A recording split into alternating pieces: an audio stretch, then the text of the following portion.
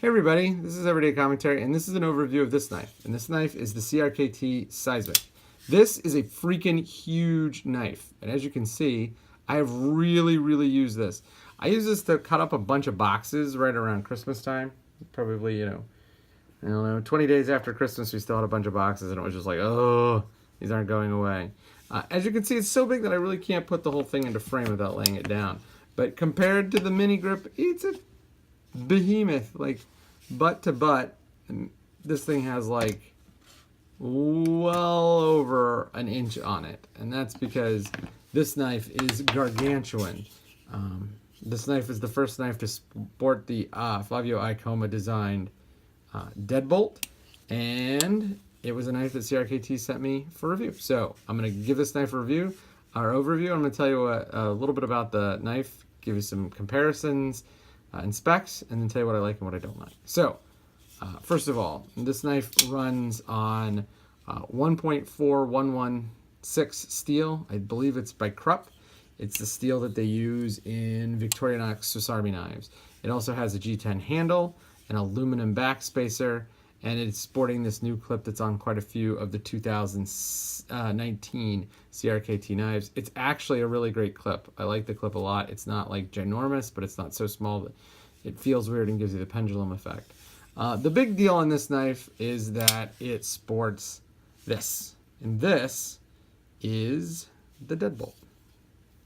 So the deadbolt lock works, it has two prongs, and it rotates, and then the prongs are spring-loaded and they snap into the other side. And so when you push this, you're pushing the prongs out of the way, and the blade can close. And then when you open it,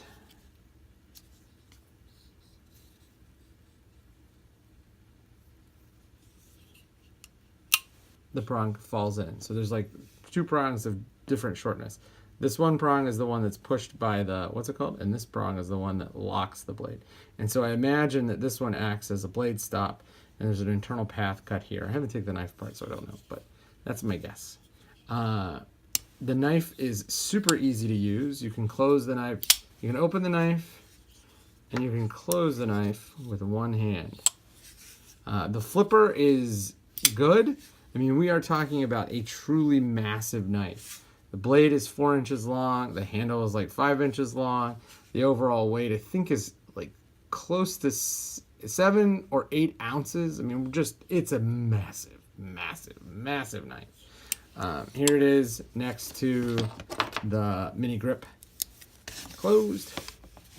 It's gigantic. Here it is next to a battery. It's gigantic. It's just huge. I mean, it's just a massive knife. You can kind of do the thumb studs, though the blade is so big and this part is so huge that it's just not worth it. This is always going to be opened with a flipper. And the flipping action is not superb. It's not the best flipper I've ever handled. I don't know if that's because of the lock or because of how big the blade is or because of how the D10 is done, but it does really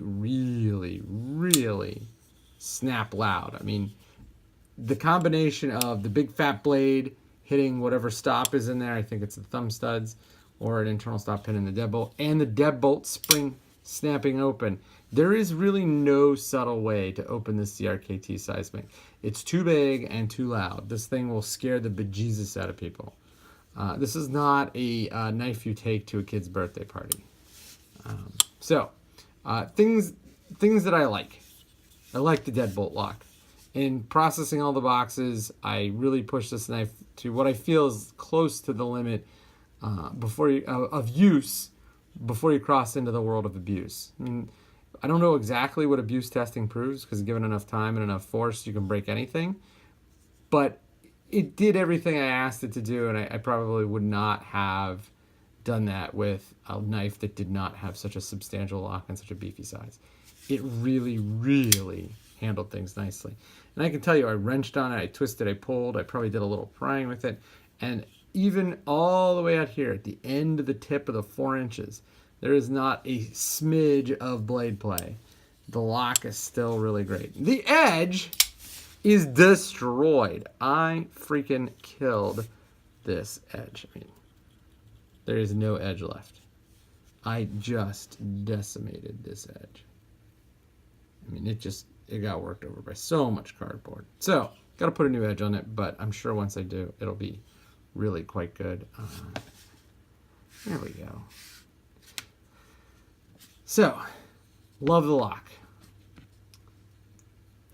I like the build quality. I think that the build quality is quite nice. There's really, really good attention to detail. There's these weird little divots in here, which I think are probably just like the after effect of routing this out. You know, like the machine comes in and scoops it out and doesn't come back and clean up that nub.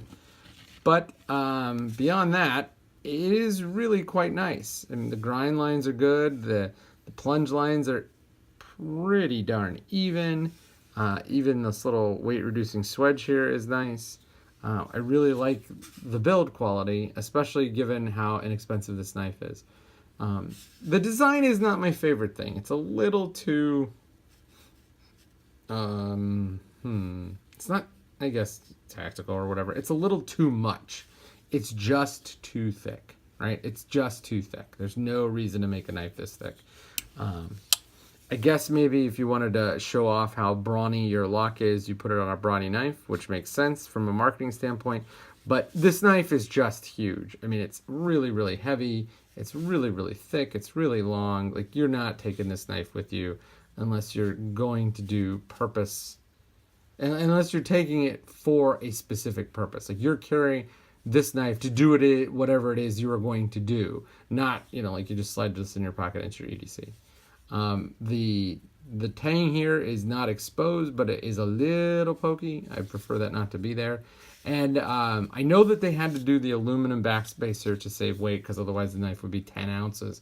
But boy, is this cheap looking. I just do not like that at all.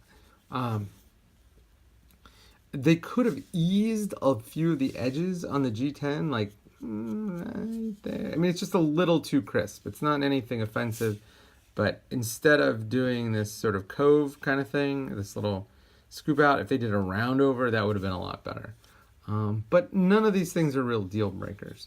So overall, I like this knife. I think it's a good knife. If you are a person that cannot carry a fixed blade but want a folder that you can beat on and not worry about, I don't see why this wouldn't be a knife you'd consider. It sits right there with some of the better, brawnier knives out on the market, and it's positively massive. The deadbolt is awesome. One-handed open and close. Fingers never in the blade path. I mean, there's just a lot to like here. So when you get a chance, go over to the website, see if I posted a review. And this is the CRKT Seismic. I'm also going to post a series of 3 reviews showing the use of the Seismic. So thanks, and see you later.